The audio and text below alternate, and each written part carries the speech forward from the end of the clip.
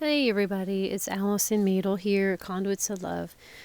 We hope you're having a great week, and we want to talk to our expecting moms. And actually, it's really kind of for everybody. We're going to talk about exercise and taking care of ourselves, and offer you some hopefully solutions to complications or situations you might experience during pregnancy, and maybe anybody that might experience these challenges. So before we start, I just want to say this. I have to share a disclaimer that I am not an obstetrician or gynecologist or a midwife or any type of medical practitioner. So what I'm sharing with you today is what I found for myself to be true and what I've researched. And these are all, I'm hoping and praying, helpful tips to just guide you and assist you. So if you are seeing a medical practitioner, meaning an obstetrician, gynecologist, midwife, doula, I'm going to encourage you, and I'm going to say this throughout the video, and you may even get tired of me saying it, and I'm going to do my best not to beat this statement, but always check with your medical practitioner first when it comes to anything we're talking about, because I am offering what we've researched. I am offering you what I found to be true. I am offering what's been tried and flown. But please, again, check with them for further questions or concerns you may have. But here at Conduits Love, we do have health coaches available. But again, we want you to fulfill that request I'm making to you today. Check with your own medical practitioner. Okay? But again, we're here for you. So let's talk exercise. Oh, it's so good. Because, our bodies are created to be in motion. And I know during my pregnancy, I did get a little bit, well, I'll be transparent. It took us a long time, and my son was a miracle baby. 3 long years of intensive, agonizing fertility treatment and surgeries, and it was just a miracle that he came point blank. So I didn't really understand that I should have exercised. I mean, I was a runner. I walked every night actually. But when I got pregnant, I just thought, oh my goodness, I need to just, I need to be cautious. And I found myself being almost hyper cautious. So I didn't work out. I didn't do much of anything. And it wasn't really helpful, because I learned later what I could have done, differently. So I'm going to encourage you, if you exercise before conceiving, keep it going. If you haven't, it's a good time to start. Okay, and there's a lot of benefits I'm going to talk about throughout. So what we're going to talk about first is, before you start any, is it going to be healthy and safe pregnancy exercise? But before starting any kind of exercises or any routine, please, again, consult with your medical practitioner. Because basically, you want to keep up your normal daily physical activity or exercise, like walking, dancing. You might want to consult, again, your doctor when it comes, or your medulla, or your midwife. When it comes to like sports and running, you might want to consult with them. But the bottom line is, rule of thumb is that as long as you feel comfortable, you just keep doing it. Exercise is not dangerous for your baby, but again, always consult with your medical practitioner for what's best for you and your unborn child. But with the proper amount of exercise, research has shown that active women experience less difficulties in later pregnancy and labor. That's good news. Well, the safest and most productive activities are swimming, and this is mostly for pregnancy, but in life for all of us, really. Again, are swimming, brisk walking, indoor stationary cycling, step or elliptical machines, and low-impact aerobics taught by a certified aerobics instructor. And I say that because we need to make sure that you're under the care of somebody who is well-trained and has awareness about how much is appropriate for an expecting mother. So in most cases, exercise is safe during pregnancy, and it's, like I said before, it's recommended. It does not put you at risk for miscarriage, and that's what I thought. I didn't know the truth then. So it does not put you at risk for miscarriage in a typical pregnancy, but if you're a high risk, all exercise and activity has to be absolutely without a doubt discussed with your medical practitioner. Some doctors even recommend pilates, weights, and running. Again, check it out first. Let's talk aerobics. Aerobics makes your heart beat faster. It's also including brisk walking, swimming, and various classes that you do to music, dance. So if you're new to aerobics, you start off slow and you gradually increase to a maximum of 4 1/2-hour sessions a week. So again, please consult with your medical practitioner first. Cycling, it's a great low impact aerobic exercise. As your baby grows, oh yes, your balance is definitely going to change, which could mean, and I hope not, it could mean that you could fall off your bike. So you need to use wisdom. You really do. So if you're a seasoned cyclist, you should be safe to continue. But if it comes a time, if you feel less stable, then before you're pregnant, it may be wise to stay off your bike or switch to a stationary bike until after your baby's born. Because the last thing we need is you to lose your balance and fall off your bike. Pilates, the goal of Pilates is to improve balance, flexibility, strength, and your posture. It can assist your body to cope with carrying that extra weight of your unborn baby, who before you know it is going to be growing and growing and growing and growing quite rapidly. And also posture great for preparing you for childbirth and recovering postpartum. Again, consult with your medical practitioner first. Running. If you were a runner or a jogger before your pregnancy, it should be safe and healthy for you to continue during your pregnancy, as long as you feel okay. If there's any time that you feel uncomfortable or you feel something's not right, stop. Do not continue, and contact your medical practitioner. Your baby should be not harmed by the impact when you're running from the movement. It's a great aerobic workout, but again, confirm always with your medical practitioner. Strength exercises. Yes, strength exercises. They're wonderful. They're strength training exercises that basically, tone up your muscles and make them stronger. Examples could be swimming, working with weights, walking uphill, digging in the garden. These are awesome ways to, again, keep your muscles toned and firm. Swimming, my personal favorite. From the research I've conducted, the best and safest exercise during pregnancy as well as in general. Exercise in the water sports, swimming supports your womb and your baby and will not strain your back, which is absolutely awesome. It is a great way that you can get your heart rate up without applying extra stress on your joints and ligaments. Aqua natural classes are fun and a great way to be around other expecting moms. But there's a warning. You need to consider avoiding the breaststroke. Okay, so in other words, no breaststroke. You can do freestyle, whatever else. Because breaststroke, it can cause back pain of your vertebrae, and if it's out of alignment. So also, it can be very uncomfortable. Again, when you are battling with the baby, extra weight, when the baby starts getting bigger and bigger, and the weight of the baby will start shifting. So you want to really avoid that. Also, it could be uncomfortable for women who are battling symphysis pubis dysfunction, that's SPD, and or pelvic girdle pain, which is PGP. So it's just common sense. Just avoid it. Walking. That's my all-time favorite pregnancy exercise, as well as my exercise I do every night myself.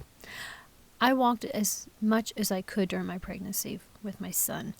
I did not make it far because I would get a feeling like something wasn't right, and I would have to stop, turn around, and go back to our house. So I encourage you, if you can do it, enjoy a nice brisk walk. So walking is a great base for a pregnancy fitness regimen. And you can walk for the entire 9 months as long as you feel comfortable. Again, always check with your medical practitioner, but walking is free. You can do it anywhere, anytime. If you typically do not exercise, walking is a great way to start exercising. Yoga.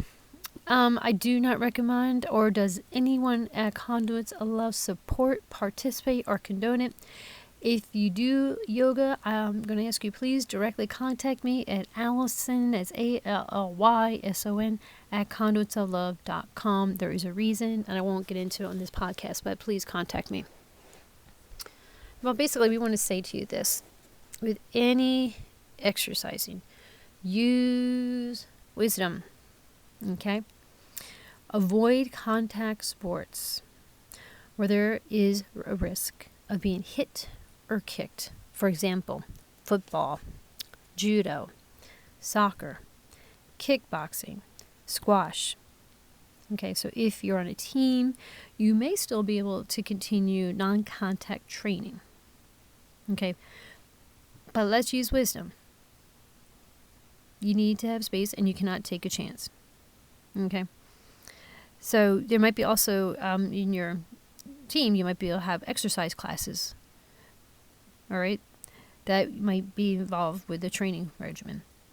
One thing you want to avoid is you really don't want to be any kind of exercise classes that are not meant for pregnancy. So be careful when that comes up. So you kind of have to use wisdom, ask some questions.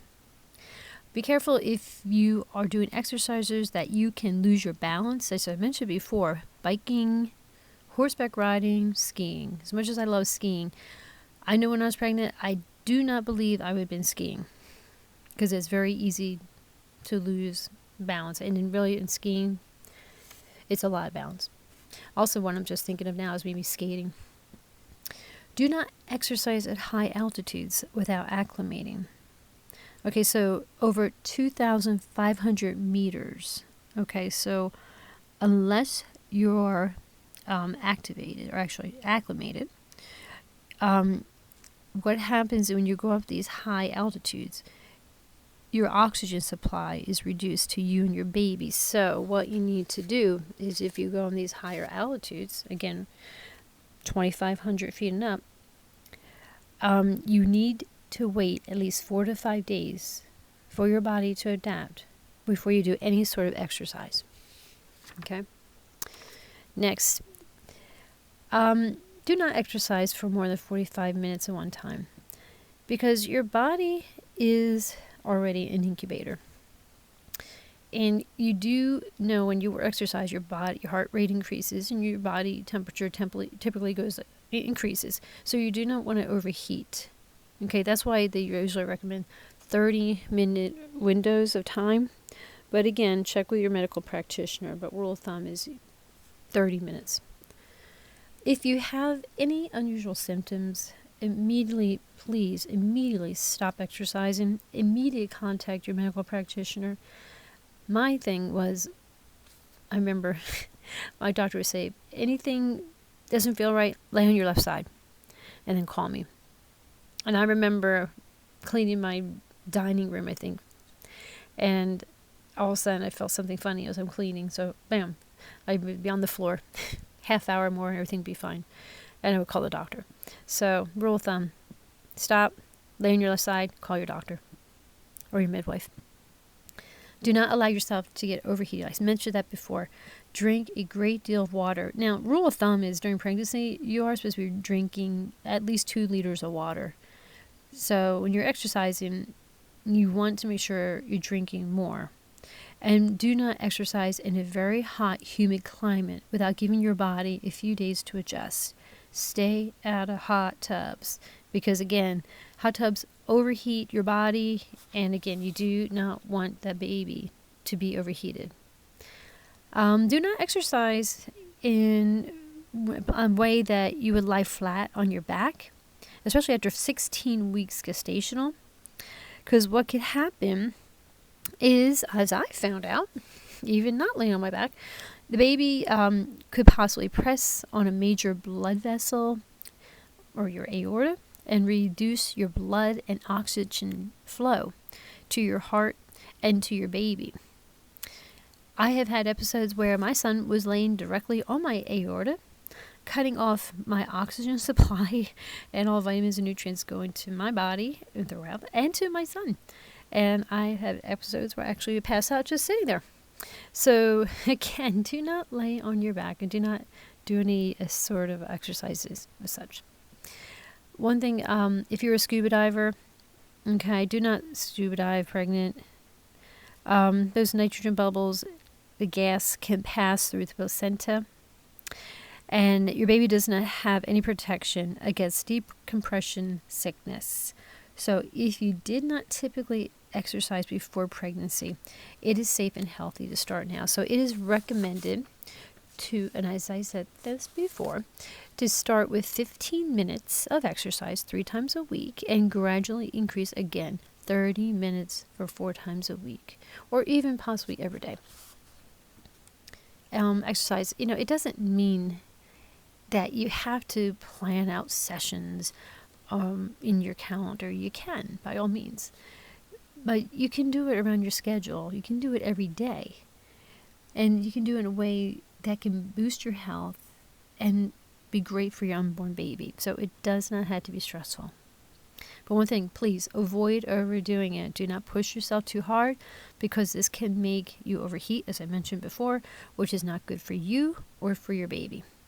You want to aim to work hard enough so that you can breathe more deeply and that your heart beats faster, because we all really need to deep breathe. In this society and this crazy world we're living in right now, in this time, everybody needs really to deep breathe. Inhale and exhale, I say in my house. Take a moment to exhale. So the goal is here is not to wear yourself out and not overdo it and not overheat. Enjoy it, have fun, feel good. And again, do not stress yourself out. The rule of thumb is when you're working out, okay, you want to be working out in such a way that you can hold a conversation without gasping for oxygen. All right. So if you're finding yourself gasping for air and can't talk, you gotta stop. So if you do an exercise class or work out at a gym, you need to tell the instructor that you're expecting and ask for his or her advice about checking your heart rate. Here is the goal for aerobic exercises in pregnancy for your age and your heart rate beats per minute. Okay, so if you're younger than 20 years, your heart rate beats per minute should be between 140 and 155. If you're between the years of 20 and 29, you're looking at 135 to 150 beats per minute. If you're between the ages of 30 to 39, we're looking at 130 to 145 beats per minute. And if you're over 40, you're looking at 125 to 140 beats per minute. Okay, so you may wonder when to stop exercising in your pregnancy. The rule of thumb is if you're at risk or have a high-risk pregnancy, always, as I said before, consult with your medical practitioner and use caution. If you're experiencing any sort of discomfort or anything that may feel abnormal or concern, immediately stop. Immediately. And again, contact your medical practitioner. Overall, if your pregnancy is uncomplicated, hey, you can go to the end. You should be totally safe. And you want to make sure, the bottom line is that you're comfortable. And if you stay active, you can go right up to the end of your pregnancy, and it will make your labor, typically, it'll make your labor much easier.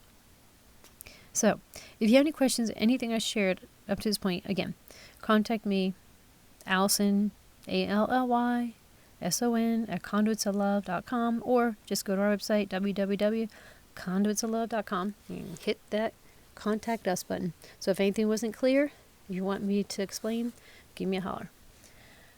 All right, now, I don't even think this next piece I'm going to talk about is just for our expecting moms. It's really for everybody. But in pregnancy, sleep seems to be something that unfortunately can be affected. Well, in life in general, sleep is very much impacted by what is going on during our day life, and our brain thinks, and our emotions. Everything can affect sleep. So what I'm going to talk about are some ideas and things you can try to maybe help you sleep better. But let me teach and talk a little about sleep. It's been said, I remember when I was in grade school, they said 8 hours of sleep per night. And that was the minimum. These days they teach you less than that. Well, you know what? That's a bunch of bunk. We really should be getting a minimum of 8 hours sleep, everybody. And during pregnancy, it should be no different, if not more. You should be getting at least 8 to 10 hours. You might have to carve out more time in your schedule to make that happen. Because not only are you sleeping for 2, you need to be in bed for that at least 8 hours. I mean, you should have your feet off the floor. You should be in that bed for without a doubt. Turn off the lights. You should be ready to rock and roll it for 8 solid hours, because it not only affects you, but again, it affects your baby, and it could impact your delivery and your labor. We want you to have as easy labor and delivery as possible. Lack of sleep during pregnancy has been connected to a variety of challenges, including preeclampsia, which is a serious condition that affects your blood pressure and your kidneys. Preeclampsia could result in premature birth, and we really, really encourage you to work on this sleep. Naps are great, and they're highly recommended, but the thing is that naps, you need to keep them short, because if you tend to take a longer nap, that will affect your sleep routine. So that might, unfortunately to say, it will affect more likely the 8 hours of necessity sleep. Since during pregnancy you may feel overwhelmingly tired, which is one of the first symptoms of pregnancy, or even exhausted due to the changing hormones. These are the reason for this, but especially the increase in the progesterone that comes during pregnancy. In the beginning of pregnancy, extra progesterone also lowers your blood pressure and blood sugar, which can both make you feel tired. Soon after the first trimester is over, your energy should return. Sometime during the last trimester, you should start again feeling tired. Some of the cause is that your physical exhaustion comes from the growing baby and the stress that it puts on your body. Your tiredness during this time can be directly correlated to a lack of you getting the proper amount of sleep. Even if you never experienced challenges before during your pregnancy, you might find yourself more, having a challenge at the end of your sleep. So, sleep has to be viewed as a necessity. It has to be looked at as something that you will achieve and you will get. Again, sleep can become more problematic the further you go in your pregnancy. Many women tend to, 9 times out of 10, many women have challenges during sleep, and the reason is, like I mentioned, during the final trimester in particular, there might be emotional and physical obstacles that may hinder your sleep, and anxiety about how, what's going to be like to be a mom, or is your unborn child going to be okay, or maybe there's a fear about delivery, or there's a long list of reasons that you could possibly battle insomnia or challenges falling asleep. Oh, by the way, yes, in the last trimester especially, those bathroom breaks in the middle of the night, they impact your sleep. And you may say bathroom breaks. Well, when the baby's getting bigger, the baby will be, let's get real, be pressuring on your bladder. As a result, you will be needing to use a bathroom. So I'm going to offer some tips on how to kind of help you with that. Oh, yeah. Getting into a comfortable position in bed, especially if you're a stomach sleeper. This may make it very, very challenging for you to get comfortable. But there's always a solution. I'm going to offer you in a minute. I will offer you right now, before I go any further, with sleep. In our next podcast, I'm going to say at the end of this one, we're going to talk about, we're we're going to talk about essential oils, and we're going to talk about different kinds and, different things you might battle during pregnancy and different oils that could help you. So with sleep, I'm going to mention some right now that could help you, and I'm going to talk more about it in the next podcast. And I'll explain the ingredients. I'll expand more about that and why is this helpful, where to apply it. But let me just give you some different kinds, and this could possibly help you with your sleep. There's one called lavender, and it calms you. There is one called Valor. That's Valor, and it's good for emotional stability. It's good for your nervous system, and it also is good for your muscle and your bones. There's another one that is called Peace and Calming, which is my favorite. And it's great for emotional balance. It's for your nervous system, and also for your hormonal system. Another one is called Gentle Baby, which is lovely. And it's not just for babies, but it's for mamas. And it's for emotional balance. So these are wonderful. Oh, and by the way, there's one more I forgot. There's one called Lang Lang. It's Ylang. Ylang. And that one's also good for emotional balance in your nervous system, and is really good for blood pressure. So these oils, I'm not saying use them all, but these are all found to help soothe and calm you and have you feel peaceful. And they're great to help with sleep. We're going to talk more about that in the next podcast. But next up, let's talk heartburn. Oh, golly. Well, before I talk about heartburn, one oil that's really good for heartburn is peppermint. Oh, and they recommend using peppermint throughout the whole pregnancy. So it's a safe way to help you feel relief. So, heartburn. Whew. Most pregnant ladies experience some time of heartburn. So I say sometime because it could be a little bit, or it might be a lot. I found myself battling heartburn, and I never had it at all, ever in my life, until I was pregnant in the last trimester. So heartburn is a form of indigestion that feels like a burning in your chest or your throat. And I'll tell you what, antacids don't work. Tums, Rollies, no, I used to eat those like they were candy. Didn't help me one bit.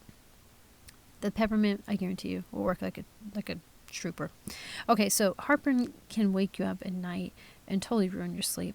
And one solution besides the oil I mentioned, is to avoid spicy foods as well as greasy foods, and try to cut back on rich foods. And not just at dinner, that would obviously affect your sleep, but really try to cut back during the day. Because if you were like me, I didn't know. See, nobody told me that little wives' tale, you don't have to eat for two. See, I was eating I was eating for two. I'll just leave it at that. And I ate greasy foods, I ate spicy foods, and I probably ate everything that I shouldn't have eaten, all giving me heartburn. So my word of encouragement, because it came at night, the heartburn came during the day, it came all the time. Every time I ate, I had heartburn. So to avoid at sleeping times, try to avoid those, those foods that we all tend to love. Again, the rich, the greasy, and the spicy. So, again, peppermint oil should help you. Restless leg syndrome, okay, also known as RLS, is very distracting, especially when you're trying to go to sleep.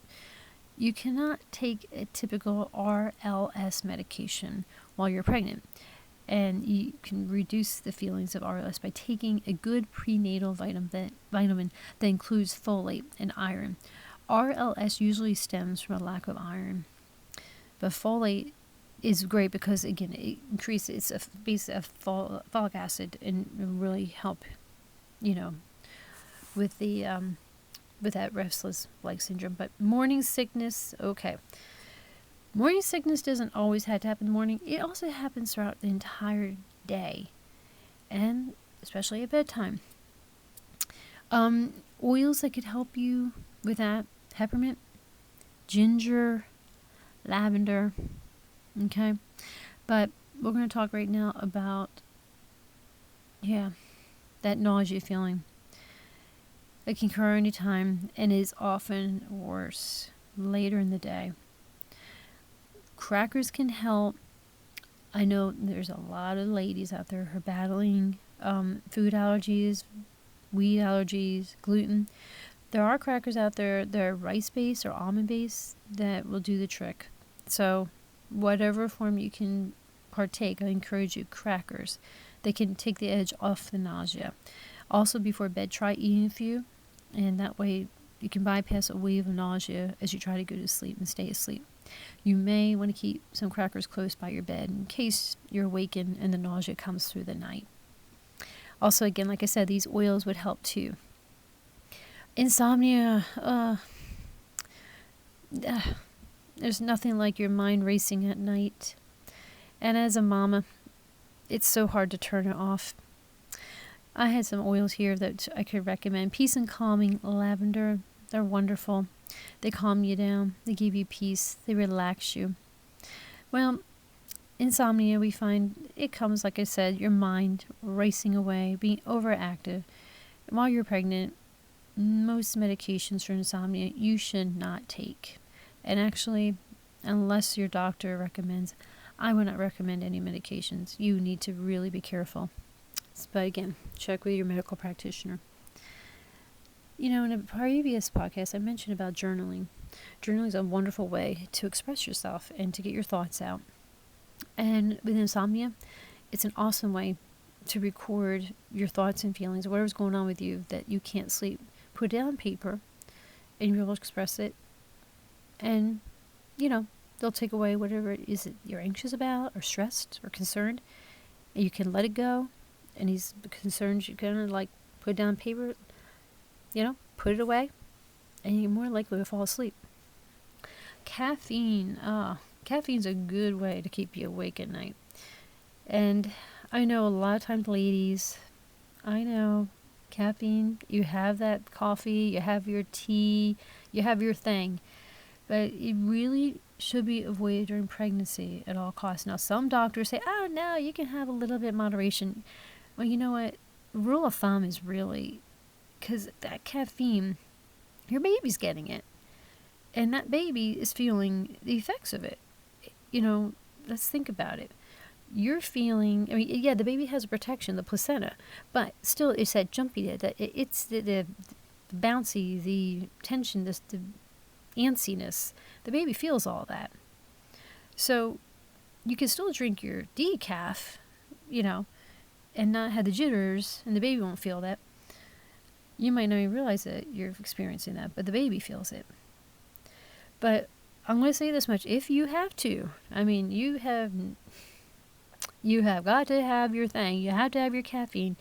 I'm going to recommend stop drinking it early in the afternoon so you give yourself a chance to kind of detox so that you can get some sleep and it won't keep you up. And then again, we were talking about naps a few minutes ago. If you do take naps, which are wonderful, try to avoid long naps because they will interfere with your sleep schedule, which you need to pretty much keep consistent. All right? You want to keep consistent when you go to bed and when you get up. Because when you have sleeping patterns that are out of sync with long naps, it's going to be hard and it will contribute to insomnia. So we want to keep some kind of consistency with your sleeping schedule. So all these tips should help you sleep. And if they don't, give us a holler. Oh, leg cramps, Charlie horses, agony. I don't know how many times I've battled leg cramps and Charlie horses. And then not only in your legs, it could be in your arch or your feet. Oh, golly. They could be, on your thigh. I just think about it, I'm in pain. Oh, I can't stand them. Here's a couple of oils that could help you, and also we'll go into these more in the next podcast. There's one called Deep Relief. Another one's called Panaway. These are oils that soothe your muscles. I found that Deep Relief works better for me these days than Panaway. But again, this is for the muscles. Well, light cramps, they come typically from a lack of potassium or magnesium and calcium. So the oils are just kind of like taking the symptoms away, but we got to get down the root, and we got to get more of these vitamins, these minerals into you. So those Charlie horses, these cramps, they are contractions of your leg muscles, and sometimes they occur in your feet, like I said, or your thigh. The Charlie horses also are more common if you're dehydrated. So again, we need to make sure you're drinking your 2 liters or more a day. So in order to prevent these leg cramps or these Charlie horses, you had to make sure you take your prenatal vitamins, drink, again, at least your 2 liters of water. Now that's water. You can drink your juices, you can drink your smoothies, you can drink all that, but you have to have your 2 liters of water a day. And again, you can drink your other fluids, but I'm going to be Mama Meadle here. Drink those 2 liters of water. Yeah. Let's talk about getting a comfortable position. Finding the perfect comfortable position in pregnancy, especially in the later trimesters, it can be challenging. It really can. I used to be a back sleeper, I think. And, yep, I had to figure it out. And I think in the 2nd trimester, I started laying on my right side, and then I learned, oh, no, not the right side, it's the left side. So, well, as your body changes, your baby grows. Yeah, I said before, sleep's more challenging. And especially in that 3rd trimester, getting comfortable in bed becomes more trying and harder to move around, as well as shifting positions in bed. I don't know. 3rd trimester, I found like I couldn't even move. I used to get stuck between the furniture and try and get around in bed. Oh, boy. Sometimes I would feel like, just get me a crane. Just lift me up with a crane so I could move in bed, or I could move between the furniture. I remember calling my husband how many times, I'm stuck between the bed and the dresser. Oh, it was crazy. So if you're typically a back sleeper or a stomach sleeper, it can be challenging to get adjusted to sleep on your side, and they recommend to sleep on your left side. And this is because when you're on your left side, it improves your blood and nutrient flow to your unborn baby. So that's why they always say, if you don't feel right, lay on your left side, because it's affecting the blood flow. So try sleeping on your left side with maybe your knees bent, with a pillow behind your knees. It also helps to tuck a pillow under your stomach, as well as for that extra support. So whatever you feel comfortable, that's the bottom line. It's not going to be on your back, and definitely not going to be on your belly. I used to sleep still on my right side, but try to start getting acclimated to your left, because it's so much better. So if any time you're feeling uncomfortable or concerned during the day or night, I said this before, I'm going to say it again, please call your medical practitioner. And again, go on your left side. Lay on that left side. All right. Those frequent bathroom breaks. Oh my. The last trimester, I just felt like I just want to have a porta potty with me wherever I went. But it's just the way it is. It's just pregnancy. So as your unborn baby pushes down on your bladder, yeah, you're not going to go sleep through the night. I'm sorry, I'm not trying to be ugly, but you're not going to go through the night without at least one time going to the bathroom. It's a fact, all right? If you can do it, write me after you have your baby. I want to hear about it. I'll be like, what? I'm not saying dehydrate yourself. I'm going to say this is reality. So to help you decrease bathroom trips, cut back on how much you drink during the day and the evenings. I'm not saying to cut, like I just said, don't miss those 2 liters of water and your other fluids. But maybe have time that you cut off the drinks at night. Okay? So that way you don't have to make those frequent bathroom stops throughout your sleep. The lights in your bathroom or your bedroom, they could make it harder for you to get back to sleep. So if you have a bathroom break in the middle of the night, you might want to think about putting in some night lights, so it's not going to be as hard for you to try to get back to sleep. So during pregnancy, as well as for all of us, kids included, there are good habits we need to practice in order to receive a good night's sleep. So again, like I said before, you really do need to be consistent with your sleep schedule.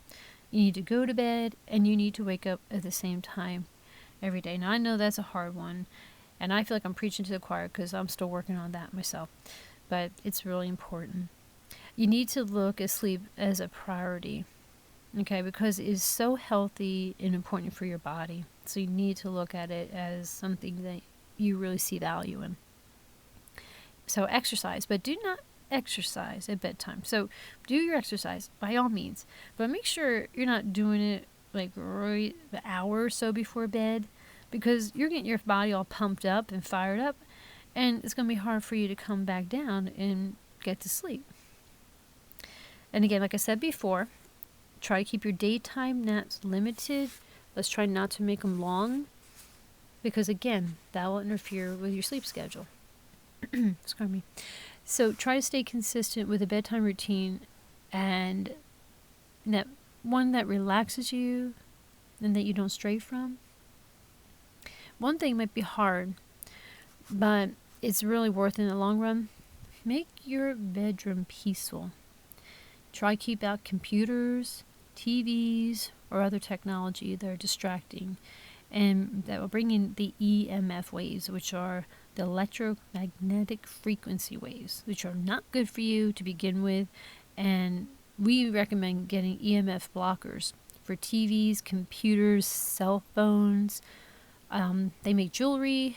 They have discs you can put on the back of, like I said, TVs, computers,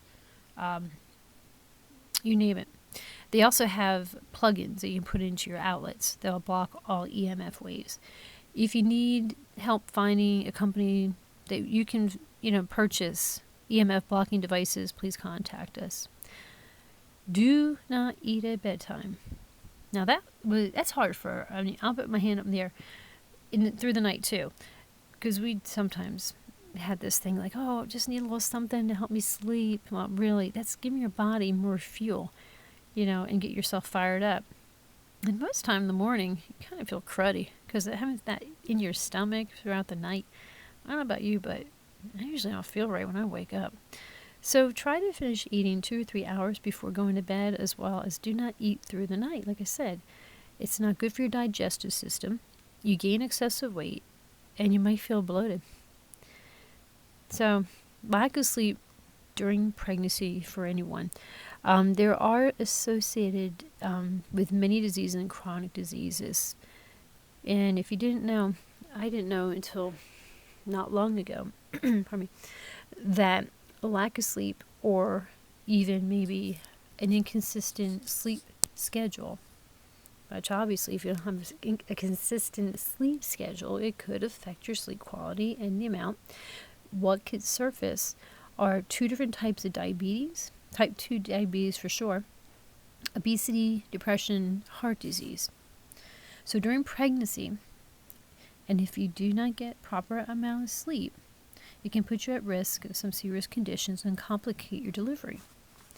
In one research study, pregnant women who received less than 6 hours of sleep per night during the late part of their pregnancy had longer labors, and were more had experienced cesarean deliveries. So if you want to go natural, work on your sleep. A second study discovered shows that sleep in your first trimester could affect your health in the third trimester. Women who did not get proper amount of sleep, so now we're talking less than 5 hours of sleep a night, in the first trimester were nearly 10 times more likely to develop preeclampsia late in pregnancy. Now, again, preeclampsia is a condition associated with pregnancy related to high blood pressure, swelling of the hands and feet, and protein in urine, which again will affect the kidneys. If you ever battle a sleep disorder, it could be intensified during pregnancy. If you ever battle sleep apnea before pregnancy, your snoring could increase during pregnancy.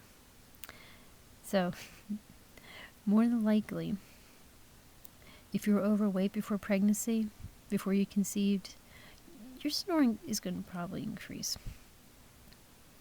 RLS possibly will become more challenging, as well as heartburn. So try to use the tips we recommend, and the symptoms could disappear or decrease. Okay, so when to contact or see your medical practitioner? Well, if insomnia, sleep apnea, or other conditions are affecting your sleep, contact your medical practitioner. Lack of sleep is just as serious during pregnancy as high blood pressure, preeclampsia, preterm birth, and other pregnancy-related complications. FYI, many times you may not be aware or experience symptoms that your blood pressure is high. Your medical practitioner should check it during your prenatal checkups. However, if you experience severe headaches or swelling of your hands, ankles, and or your feet, contact your medical practitioner. Ylang Ylang, that's YLANG, YLANG oil, is good for blood pressure, and it might be one to think about if you're battling high blood pressure during pregnancy. It's a very sweet smelling oil, and it's very nice. All right, so I mentioned a moment ago about some symptoms of preeclampsia, but here's some other ones. Again, besides the severe headaches, you also may experience nausea or vomiting, change in your vision, which include blurred vision. You may not be urinating as frequent. You might experience shortness of breath. You may have pain in your upper abdomen or on your right side. And so questions that you might want to ask your medical practitioner: how can I make it through the day if I'm constantly tired? Is there anything I can take that could further alleviate heartburn? And again, Tums don't work. Is sleeping on my back safe or unsafe for my baby? Well, it might be safe to the baby, but it's not going to be safe for you, because the baby could sleep on your aorta or your major blood vessels, and that is not safe for you or the baby. Does exercise improve sleep quality? Well, obviously it should. Is it normal to snore during pregnancy? Good one.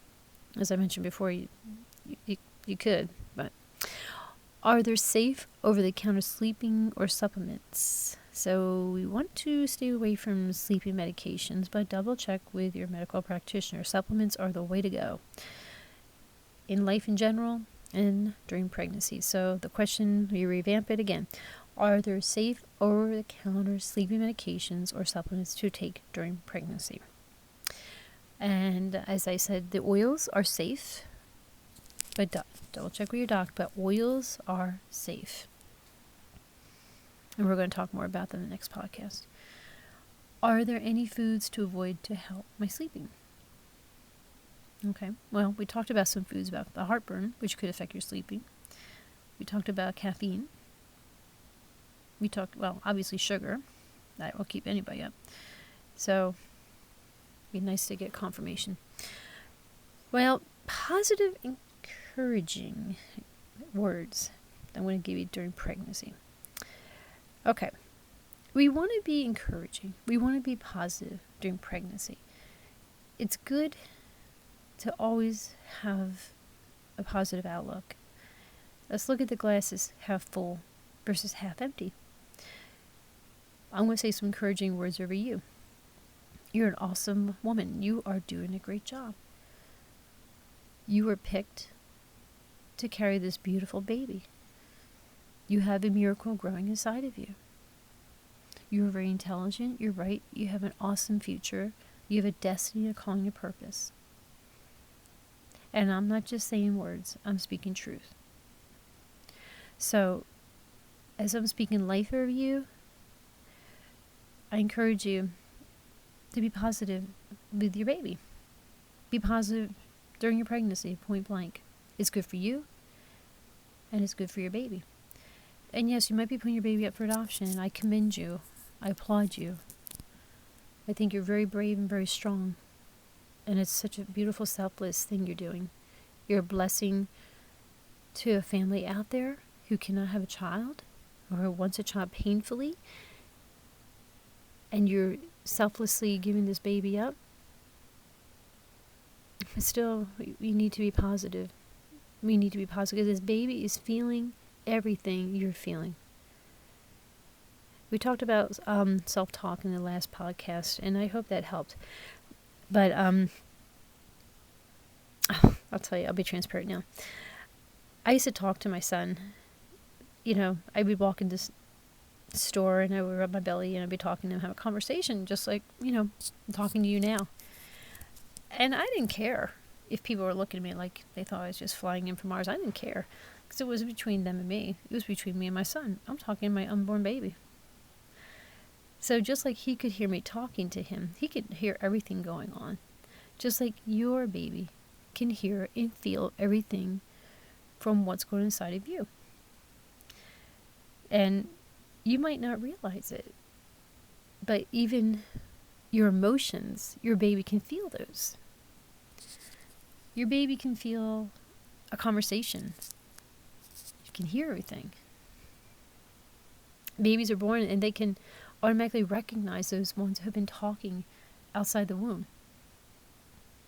It's just wonderful. It's such a beautiful picture how there's this automatic connection. The baby will know you because of your voice and because of all the time together you had. So everything you're experiencing, your baby experienced. So everything you say, everything others say around the baby hears. So I encourage you to be encouraging and positive during your pregnancy. It is all so very important for your baby's emotional stability, as well as for his or her overall well-being. Again, you might just think things are so, nah, they can't see, no, they can't feel, no. I'm here to tell you, yes, they can. Babies can feel abandonment, trauma, and rejection, a host of other issues that after when they were born, they may take a long time to heal from. It would be such a beautiful and what a beautiful loving gift to give your unborn child the stability, peace, and acceptance as long as he or she is inside of you. All these stem from a positive, encouraging atmosphere you create. And again, it's so true that most, if not all, adopted children battle rejection, abandonment, and trauma. And these are across the board so common. And you think, well, why? Well, because they experience it in vitro and then being put up for adoption. But these can be worked through with your child's adopted family, and if needed, a counselor in time. Your child will adjust, and everything will be okay, and the rejection and the abandonment will decrease or disappear. Trauma can disappear after counseling, or as we've seen in our family, the help of us as the loving adoptive parents. Everything I'm going to say to you, everything really be okay. And I'm not trying to say to you to feel guilt or condemnation for your unborn baby feeling trauma, rejection, or abandonment. That is something that's very common for all adopted children. And these things will be worked out. Trust me. Our daughter, just recently, we just worked out some things she was battling. It's all in perfect timing. Everything's really going to be all right. And please contact me if anything I just spoke over you does not make sense or you need clarification. Please. I just want to say to you, birth moms, I can't commend you enough. When you're doing this beautiful, selfless thing of putting your baby up for adoption, I just can't praise you enough and say thank you enough. You're so brave and strong. You really are. You're really an epitome of a mother. You really are. And I can't say thank you enough. Really. All right. Well, before we sign off, if you have any questions regarding anything I discussed in this podcast, please, I beg of you, contact me At Allison, it's ALLYSON at conduitsoflove.com, or just go to the website www.conduitsoflove.com.